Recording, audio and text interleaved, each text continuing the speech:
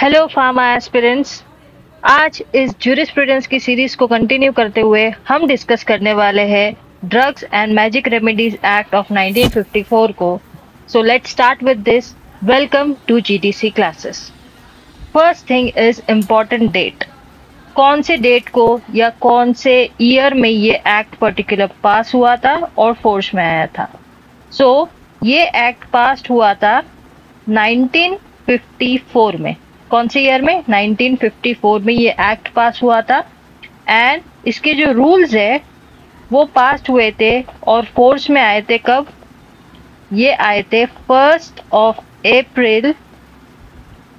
April 1955। Got it? So important date ये याद रखना हमेशा। जो मेरी स्लाइड में इम्पोर्टेंट डेट होगी, it will always be important for all of your competitive exam. ठीक है? तो एक्ट कब पास हुआ था? 1954 में पास हुआ था और उसके जो रूल्स है वो पास हुए थे 1st of April 1955। Now before moving further, पहले तो आप सोचो, थिंक कि drugs of magic remedy act, ये पर्टिकुलर एक्ट निकालने की जरूरत क्या पड़ी होगी? वाई? कुछ तो ऐसा इंसिडेंट हुआ होगा जिससे ये जरूरत पड़ी। See, drugs and magic remedy act क्यों आया था? क्योंकि बहुत सारे एडवर्टीजमेंट थे जो कि फॉल्स थे, मिसलीडिंग एडवर्टीजमेंट आते थे। लोग अपने कंपनी का जो सोल मोटिव होता है, कोई भी कंपनी जो होता है उसका सोल मोटिव होता है प्रॉफिट कमाना। ठीक है? और इस प्रॉफिट कमाने के चक्कर में दे यूज टू मिसलीड पीपल। कैसे मिसलीड करते थे? बाय गिविंग कि XYZ ड्रग जो है ये कैंसर को ट्रीट करता है सपोज। एंड हमको पता है according to schedule J there are some list of medicine या there are some list of elements और डिजीजेस जो क्योर हो ही नहीं सकते। फिर भी अकॉर्डिंग, अगर शेड्यूल जे कह रहा है कि कोई लिस्ट ऑफ एलिमेंट्स है जो क्योर हो ही नहीं सकते, फिर भी ये XYZ ड्रग, ABC कंपनी ने बोला कि ये XYZ ड्रग जो है कैंसर को क्योर करता है, तो ये क्या है? This is a misleading advertisement. तो ऐसी सब चीजें होने लगी। तो गवर्नमेंट ने क्या सोचा कि हमको कोई ना कोई कंट्रोल तो लाना पड़ेगा इन सब चीजों पे। अगर गवर्नमेंट कंट्रोल ही नहीं करती तो आज तक सिर्फ कंपनी का प्रॉफिट होते जाता और कॉमन पीपल का नुकसान होते जाता। So with good intent government ने ये लॉ निकाला, that is the drugs and magic remedies act of 1954। Got it? So ये ऑब्जेक्टिव था। नेक्स्ट चीज, ऑब्जेक्टिव्स देख लेते हैं हम। दो ऑब्जेक्टिव है। To control certain kind of advertisement related to drug, to control certain kind of advertisement related to drugs. क्योंकि मैंने अभी जस्ट एग्जांपल देके बताया कि there are some non curable which cannot be cure, ऐसे काइंड ऑफ डिजीज। तो उनको भी लेके कंपनी अपना प्रॉफिट मोटिव देखते हुए क्या करती थी? एडवर्टीजमेंट देती थी। तो इनको कंट्रोल करने के लिए फर्स्ट ऑब्जेक्टिव था गवर्नमेंट का, इसलिए ये एक्ट आया। And second, to control certain kind of advertisement related to magic remedies, magic remedies से related which falsely claim, magic remedies को कंट्रोल करते समय, control magic remedies which falsely claim and mislead people. So magic remedy in the sense, कोई कहता था कि ये कवच पहनो तो आपका ये पर्टिकुलर बुखार उतर जाएगा, ये भस्म लगाओ तो आपके सर का कोई भी बोझ हल्का हो जाएगा। काइंड ऑफ ऐसे kind of advertisement, Andhadhun advertisement आते थे प्रीवियस ईयर्स में। ठीक है? इसको कंट्रोल करने के लिए भी एक ऑब्जेक्टिव था इस पर्टिकुलर एक्ट में दिया गया, इसलिए एक्ट का नाम है ड्रग्स। ड्रग्स तो है ही, प्लस क्या है? मैजिक रेमेडीज एक्ट है। तो मैजिक रेमेडीज को भी कंट्रोल करने के लिए गवर्नमेंट ने ये पर्टिकुलर एक्ट निकाला। Got it? सो ऑब्जेक्टिव क्या है? हमको कंट्रोल करना है एडवर्टीजमेंट ड्रग से रिलेटेड, और हमको कंट्रोल करना है मैजिक रेमेडीज जो बताई जाती है, जो फॉल्सली क्लेम करते हैं और मिसलीड करते पीपल को। दो ऑब्जेक्टिव दिमाग में रखना। ठीक है? ये बहुत छोटा सा चैप्टर है, बहुत स्वीट एंड शॉर्ट चैप्टर है, एकदम अच्छे से करके रखना। It will be a bonus marks for you. Objectives done. Now important section, कुछ इंपॉर्टेंट सेक्शन है, सेक्शन 3, सेक्शन 4 एंड सेक्शन 5। तो हम देखते हैं। सेक्शन 3 में लिखा गया है certain drugs for treatment certain disease and disorder. इसमें ड्रग्स की लिस्ट है for certain disease and disorder. Then इसी पर्टिकुलर एक्ट का सेक्शन 4 कहता है misleading advertisements related to drugs, जो कि हमारा ऑब्जेक्टिव भी है, वो ये सेक्शन 4 में दिया गया है। और सेक्शन 5 कहता है magic remedies for treatment of certain disease and disorder. certain disease and disorders. Okay, so these are some important sections. Section 3 of this act कहता है कि कोई certain drugs के बारे में लिस्ट है जो कि disease and disorder के लिए। Section 4 कहता है कि misleading advertisement की जाती है related to certain drugs, वो Section 4 में दिया गया है। और Section 5 में magic remedies के बारे में बताया गया है। ठीक है, got it? Now next is definition. Definition important. Again, a very important for your semester purpose as well as अपने कॉम्पिटिटिव एग्जाम पर्पस से। सबसे पहला डेफिनेशन है एडवर्टीजमेंट का। एडवर्टीजमेंट मतलब क्या होता है? एडवर्टीजमेंट मतलब इट इंक्लूड्स, एडवर्टीजमेंट का मतलब क्या होता है? इंक्लूड कोई भी any notice, any circular, any label या एनी रैपर और अदर डॉक्यूमेंट्स और any announcement by light, sound and orally। ठीक है, सो डेफिनेशन क्या बोलती है एडवर्टीजमेंट की कि मतलब कि कोई भी नोटिस हो, कोई भी सर्कुलर हो, कोई भी लेबल हो या कोई भी रैपर हो, कोई भी नोटिस हो, कोई भी सर्कुलर हो, कोई भी नोटिस हो, कोई भी चीज का लेबल हो या रैपर हो आपका, इसमें कुछ भी इंफॉर्मेशन हो उसको एडवर्टीजमेंट कहा जाता है। एनी नोटिस, सर्कुलर, रैपर और एनी अनाउंसमेंट या कोई भी अनाउंसमेंट, इसको याद रखना, ये इंक्लूडेड है ये डेफिनेशन में। कोई भी अनाउंसमेंट अगर की जाए बाय लाइट या बाय साउंड या by orally, by speaking, so it is told as, it is comes under the definition of advertisement. So it includes any notice, circular, label, wrapper or any other document or any announcement made by light, sound या orally. Got it? This is called as advertisement. Then what is magic remedy? Magic remedy मतलब it includes talisman, it includes mantra, it includes kavach or any other kind of charms which all this alleged to possess miraculous power to treat certain, to diagnose, cure या mitigate any disease or disorder। ठीक है, magic remedies का मतलब क्या होता है? It includes कोई भी तालिस्मान हो, कोई भी मंत्र हो, कोई भी कवच हो या कोई भी चार्म हो। मैजिक रेमेडी चार्म्स एंड जो देते हैं वो, ये ऐसा कहा जाता है कि इसमें बहुत सारी पावर्स है, तो आप ये पहनिए तो आपको बुरी नजर नहीं लगेगी, ये नहीं होगा, वो नहीं होगा, आपका पेट दर्द नहीं होगा, काइंड ऑफ ये जो चीजें फैलाई जाती है, this are all magic remedies possess miraculous power, जो कि डायग्नोस करेंगे, क्योर करेंगे या मिटिगेट करेंगे तुम्हारे डिजीज या डिसऑर्डर को। तो इसको कहते हैं मैजिक रेमेडी। इंक्लूड तालिस्मान, मंत्र, कवच या चार्म विच पजेस मिराक्युलस पावर। ऐसा कहा जाता है कि इसमें मिराक्युलस पावर है या डिवाइन पावर है, कभी कभी कहा जाता है इसमें डिवाइन पावर है, एंड सो ऑन। सो जो आपके डायग्नोसिस कर देगा, क्योर कर देगा या मिटिगेट कर देगा कोई भी डिसीज या डिसऑर्डर आपको हो रहा है, तो इस तरह से कहा जाता है। तो इसको कहा जाता है magic remedies, kind of a magical pill समझो। ठीक है, सो एडवर्टीजमेंट का मतलब क्या है हमने देखा, मैजिक रेमेडीज का मतलब क्या है हमने देखा। Next is prohibition of certain advertisement. कुछ एडवर्टीजमेंट प्रोहिबिट है, मतलब ऐसी एडवर्टीजमेंट आप कर ही नहीं सकते, एब्सोल्युटली प्रोहिबिटेड। ठीक है, सबसे पहले एडवर्टीजमेंट ऐसी कौन सी प्रोहिबिटेड है, जैसे कि आपको अगर मिसकैरेज से रिलेटेड हो, मिसकैरेज करवाना हो, उससे रिलेटेड एडवर्टीजमेंट फॉर वुमेन, या ऐसी एडवर्टीजमेंट कि आप कंसीव करने से बच सकते हैं, कंसेप्शन करने से बच सकते हैं इन वुमेन, तो ये सब एडवर्टीजमेंट जो है वो प्रोहिबिटेड है। नेक्स्ट इज इम्प्रूव करना human capacity for sexual pleasure, improve human capacity sexual pleasure के लिए ये advertisement is prohibited. Okay, this was second. Third क्या कहता है?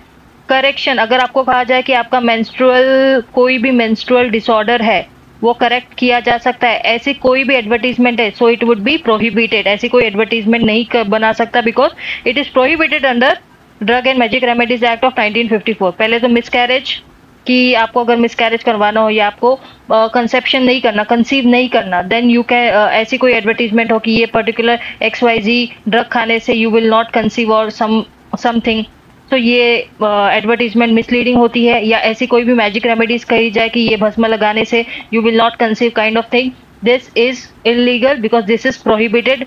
Prohibition of this advertisement under the drug and magic remedy act of 1954। Next is आपको अगर human capacity बढ़ानी है for sexual pleasure, this is also prohibited. You cannot advertise such products. Okay, and menstrual disorder treat करने के लिए you also cannot advertise such product. आपने देखा होगा कि टीवी पे बहुत कम और ऐसे एडवर्टीजमेंट होती है जो ड्रग्स से रिलेटेड होती है। ड्रग्स की कभी एडवर्टीजमेंट नहीं आती ज़्यादा से ज़्यादा आपने विक्स की देखी होगी या कोई भी कफ सिरप की देखी होगी, ज़्यादा से ज़्यादा उससे ज़्यादा कोई भी ऐसा देखा कि सपोज कोई भी ब्लड प्रेशर की टेबलेट्स है उसका एडवर्टीजमेंट चल रहा है, ऐसा कोई एडवर्टीजमेंट नहीं आता because it is all prohibited under this act. ठीक है, सो हमने देखा ये तीन। बाकी के तीन क्या है?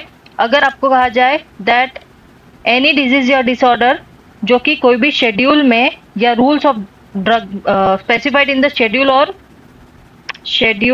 और रूल्स, हमारे शेड्यूल्स और रूल्स है, इस पर्टिकुलर एक्ट में शेड्यूल्स और रूल्स में कुछ ड्रग्स दिए गए हैं और अगर कोई एडवर्टाइजमेंट कहती है कि हम उसको इस पर्टिकुलर डिजीज को डायग्नोस कर सकते हैं, मिटिगेट कर सकते हैं या क्योर कर सकते हैं, जैसे BMC होता है वैसे DMC याद रखो। ठीक है, ये ट्रिक है याद रखना कि जैसे BMC होता है उसको क्या कर दो, DMC कर दो, that is diagnosis mitigation cure.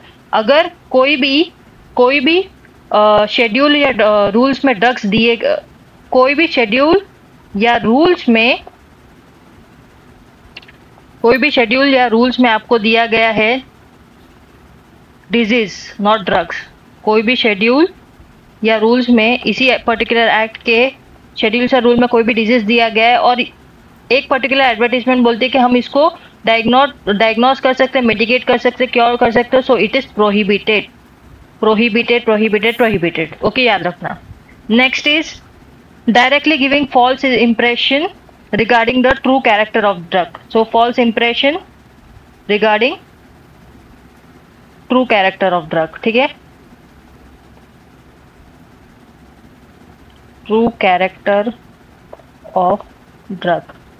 ठीक है, दिस इज प्रोहिबिटेड। ऐसी कोई भी एडवर्टीजमेंट आप नहीं कर सकते या कोई भी मैजिक रेमेडीज नहीं बता सकते जो फॉल्स इंप्रेशन देती है उस पर्टिकुलर ड्रग का ट्रू कैरेक्टर के बेस पे। ठीक है, देन उसके बाद आता है making false claim for the drug, so it is also prohibited. आप कोई भी जाके आपके प्रॉफिट पर्पस के लिए जाके डायरेक्टली फॉल्स क्लेम बेसिस पे एडवर्टीजमेंट नहीं बना सकते। This is prohibited under this act. So एक बार गो थ्रू कर देते हैं कौन सी चीजें प्रोहिबिटेड है under this act. First is miscarriage या कंसीविंग से रिलेटेड की आप प्रोहिबिशन ऑफ कंसीव को प्रोहिबिट करना या मिसकैरेज को एनकरेज करना, ऐसी कोई भी एडवर्टीजमेंट आप नहीं कर सकते। अगर आपको ह्यूमन कैपेसिटी बढ़ाना है फॉर सेक्सुअल प्लेजर, ऐसी एडवर्टीजमेंट नहीं कर सकते। मेंस्ट्रुअल डिसऑर्डर ट्रीट कर सकते हैं 100%, ऐसी कोई एडवर्टीजमेंट नहीं कर सकते। शेड्यूल्स या रूल्स में इस particular drug and magic remedies act के शेड्यूल या रूल में कुछ डिजीज दिए गए हैं, जैसे कि हमारे शेड्यूल J में दिया गया है एज पर ड्रग एंड कॉस्मेटिक एक्ट। ठीक है, तो उसी तरह से ये जो drug and magic remedy act है, drug and magic remedy act, इसमें भी शेड्यूल्स एंड रूल्स में डिजीज दिए गए हैं और अगर इस डिजीज पे बोला जा रहा है कि डायग्नोसिस, मिटिगेशन या क्योर कर सकते हैं उस डिजीज को, तो this is not legal, it is illegal. आप ऐसी एडवर्टीजमेंट नहीं बना सकते। अगर आपको कोई भी पर्टिकुलर ड्रग है उसका डायरेक्टली फॉल्स इंप्रेशन दिया जा रहा है कि उसका जो ये ट्रू कैरेक्टर ही नहीं है, आपको जो कहा जा रहा है XYZ ड्रग जो है ये सारे डिजीज का क्योर करेगा, लेकिन एज सच तो वो सपोज पेन किलर ही है काइंड ऑफ, तो ट्रू कैरेक्टर उसका पेन किलर, बट आपको ऐसा फॉल्स इंप्रेशन दिया जा रहा है कि ये kind of pill for all remedies, remedy for all ills, ऐसा कहा जा रहा है, तो that is false impression. Then false claim किया जा रहा है उस ड्रग से related. Okay, so this are prohibited. Next, but certain class of drug exempted भी है। एग्जेम्प्टेड यानी कि उनको छूट दी गई है एज पर दिस एक्ट, कि as per this act they can advertise such kind of things. कैसी थिंग्स? अगर there are 5 things under this. पहले तो गवर्नमेंट से आपने परमिशन ली है, एक पर्टिकुलर इंडिविजुअल ने गवर्नमेंट से परमिशन ली है, या गवर्नमेंट खुद गवर्नमेंट खुद कोई एडवर्टीजमेंट करना चाहता है कोई भी ड्रग के बारे में, then it is okay, it is done, आप कर सकते हो, because you are exempted. If, but condition है, इसमें बहुत सारी कंडीशंस होती है। आपको एग्जाम तो किया जा रहा है, आपको छूट दी जा रही है, बट कंडीशन क्या है? बिकॉज इफ इट इज, आप कब कर सकते हो? आपने गवर्नमेंट से परमिशन ली है, या गवर्नमेंट खुद कब कर सकती है? जब it is needed, if it is needed to spread awareness. Awareness spread करने के लिए चाहिए, तो आप उस पर्टिकुलर ड्रग की एडवर्टीजमेंट कर सकते हो। ठीक है, अभी जो सैनिटरी पैड्स होते हैं, sanitary pads, they are consider as drugs, drug के कैटेगरी में ही आता है, तो इसकी एडवर्टीजमेंट आती है because it is needed for the awareness. Got it? इस तरह से। नेक्स्ट इज लीफलेट और लिटरेचर अकम्पनाइंग, लीफलेट या लिटरेचर जो कि ड्रग के साथ आपको मिलता है। आप अगर कोई भी, नॉट एवरी ड्रग लीफलेट के साथ नहीं आता, लेकिन कुछ कुछ ड्रग्स होते हैं वो एक ऐसा बोलते हैं ना, एक एक्स्ट्रा पेपर होता है उसके साथ, उस बॉक्स में, जिसमें सारी इंफॉर्मेशन दी होती है उस ड्रग से रिलेटेड। तो ये चीज जो है वो अलाउड है, you can advertise in such kind of thing, but condition ये है कि एडवर्टीजमेंट जो होगी, जो लीफलेट में इंफॉर्मेशन होगी, वो क्या क्या इंफॉर्मेशन कंटेन कर सकती है। The advertisement containing the following leaflet should contain, first, therapeutic, only contain this information, that is the therapeutic indication of drugs, कि ड्रग्स का थेराप्यूटिक इंडिकेशन क्या है, उसको किस तरह से देना है, एडमिनिस्ट्रेशन के बारे में, उसको कितने डोसेज में देना है, उसके साइड इफेक्ट्स क्या हो सकते हैं, एंड लास्ट इज आपको प्रिकॉशंस क्या क्या लेनी है। इन चीजों के अलावा आप इससे ज्यादा कोई भी चीज उस लिफलेट में, उस ड्रग के साथ उस लिफलेट में नहीं डाल सकते। आपको सिर्फ क्या क्या डाल सकते हैं कि थेरापेटिक इंडिकेशन, ये ड्रग लेने के बाद क्या इंडिकेशन, क्या थेरापेटिक इफेक्ट आ सकते हैं, एडमिनिस्ट्रेशन कैसे देना है, आपको कितने बार लेना है, कौन से डोसेज में लेना है वो, and precaution for the side effects. ठीक है, this all things can be done. So leaflet and literature हो गया। अभी नेक्स्ट है एडवर्टीजमेंट इन जर्नल्स। ये कब परमिट है? जब आपको, आपके ऊपर रिस्पॉन्सिबिलिटी कि आप प्रूव करो कि जो भी क्लेम्स लगाए जा रहे हैं आप पे वो फॉल्स है। तो फॉल्स क्लेम को प्रूव करने के लिए कि we are correct in our dosage form, या जो भी है कि फॉल्स क्लेम किया गया है कोई भी कंपनी पे, तो वो लोग जर्नल का इस्तेमाल करते हैं एंड उनके क्लेम्स को प्रूव करते हैं कि दे वर करेक्ट। सो इस केस में there is a responsibility on that particular company to prove themselves right. So तब वो एडवर्टाइज करते हैं जर्नल में। Got it? नेक्स्ट है fourth point, price list of manufacturer, distributors, importers of drugs. This is permitted. Advertisement only, condition क्या? only contain technical information for guidelines or guiding to RMP, that is registered medical practitioner. ठीक है, सो fourth चीज़ क्या permitted? जो price list manufacturer, आपने कभी भी देखा होगा there are MR people who visit doctors, so they have something in their hand, there is a price list, so वो यूज़ करते हैं फॉर गिविंग डॉक्टर्स। सो उस kind of things are permitted because and only it should contain technical information and guide, technical information जो कि guide करती है registered medical practitioner को। सो जो प्राइस लिस्ट होती है मैन्युफैक्चरर की, डिस्ट्रीब्यूटर की, इम्पोर्टर्स की, it is permitted. Got it? Then next is advertisement of chemical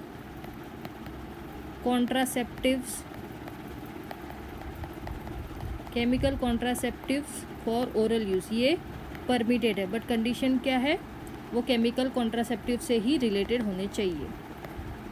got it? This is permitted.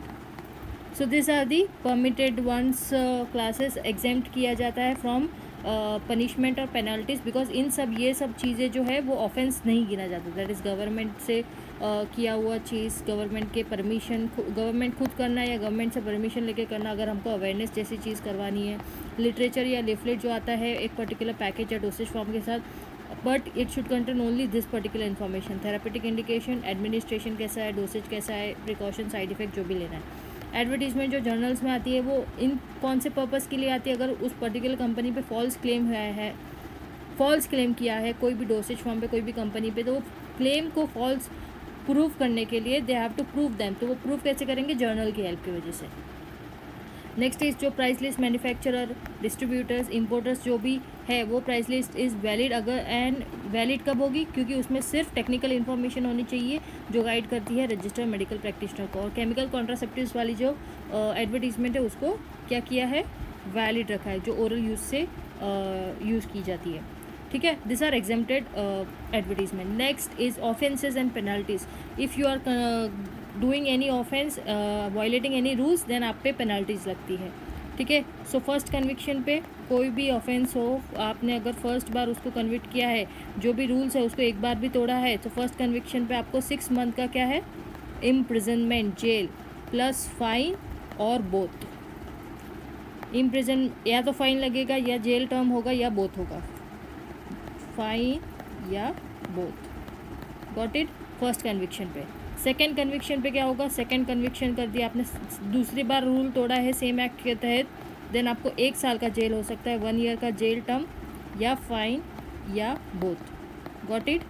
And last, अगर कंपनी है एंड कंपनी के थ्रू कोई भी ऑफेंस कमिट होता है, तो एवरी पर्सन, हर एक वो पर्सन जो कि उस कमीशन, वो ऑफेंस के टाइम, उस कमीशन ऑफ एन ऑफेंस, जब वो ऑफेंस कमिट हो रहा था, कमीशन ऑफ ऑफेंस था, वो पर्टिकुलर इंडिविजुअल, वो पर्टिकुलर पर्सन जो कि उस टाइम पे वो बिज़नेस कंडक्ट करवा रहा था और ये ऑफेंस कमिट हो रहा था, उसको लायबल माना जाता है कि उसने ऑफेंस कमिट किया है।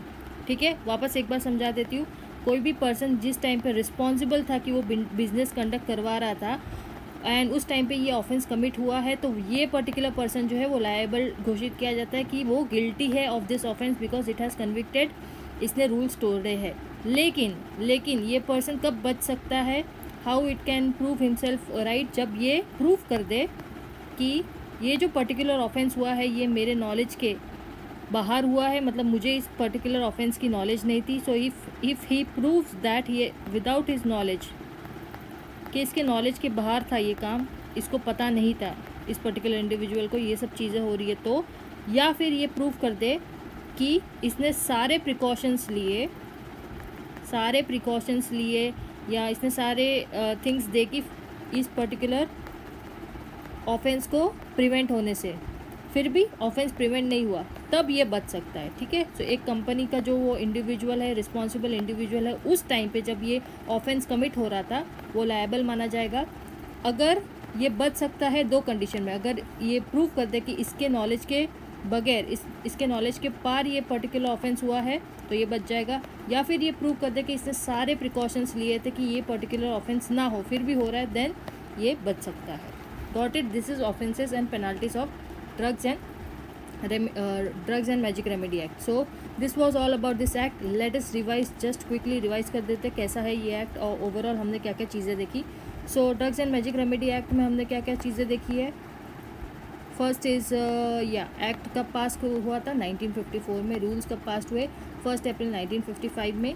ऑब्जेक्टिव्स क्या थे? हमको कंट्रोल करना जो एडवर्टीजमेंट है ड्रग से रिलेटेड, और हमको कंट्रोल करना मैजिक रेमेडीज से रिलेटेड जो भी एडवर्टीजमेंट है उसको, क्योंकि वो फॉल्स क्लेम करती है और मिसलीड करती है पब्लिक को। ठीक है, देन हमने सेक्शंस देखा था 3rd, 4th and 5th। 3rd section में हमने देखा था सर्टन ड्रग्स जो कि ट्रीटमेंट किया जाता है सर्टन डिजीज डिसऑर्डर को। 4th देखा था मिसलीडिंग एडवर्टीजमेंट जो कि ड्रग से रिलेटेड है। 5th देखा था जो मैजिक रेमेडीज़ है for the treatment of certain disease and disorder. Then हमने डेफिनेशन देखा था, एंड डेफिनेशन IMP कैटेगरी में था। एडवर्टीजमेंट मतलब कोई भी नोटिस, सर्कुलर, लेबल या रैपर हो, या कोई भी अनाउंसमेंट की जाए किसमें, लाइट में, साउंड में या ओरली, सो उसको एडवर्टीजमेंट माना जाता है। मैजिक रेमेडी मतलब क्या होता है, तालिस्मान, मंत्र, कवच या चार्म्स, ठीक है। एंड ये ऐसा माना जाता है कि इसमें मिराकुलस पावर है, जो DCM, जैसे मैंने क्या बोला, BMC याद रखने बोला था, वैसे ही DMC याद रखो। सो डायग्नोस, मिटिगेट और क्योर कर सकता है कोई भी डिजीज़ या डिसऑर्डर, सो उसको मैजिक रेमेडी घोषित किया जाता है। प्रोहिबिशन, ऐसी कौन सी चीज़ है वो प्रोहिबिटेड है, जो एडवर्टीजमेंट मिसकैरेज या कंसीविंग को रोकने के लिए, मिसकैरेज को एनकरेज करने के लिए और कंसीविंग को रोकने के लिए ऐसी कोई भी एडवर्टीजमेंट है तो वो प्रोहिबिटेड है। इम्प्रूव कर रहा है, इम्प्रूव करनी है human capacity for sexual pleasure, तो भी प्रोहिबिटेड है। मेंस्ट्रुअल डिसऑर्डर को ट्रीट करेगा कोई भी ड्रग डिजीज़, जो भी ड्रग हो या मैजिक रेमेडीज़ हो तो प्रोहिबिटेड है। कोई भी इसी पर्टिकुलर एक्ट के जो शेड्यूल्स में दिए गए डिजीज़ है उसको अगर बोला जाए कि वो डायग्नोस, मिटिगेट या क्योर हो सकते हैं तो प्रोहिबिटेड है।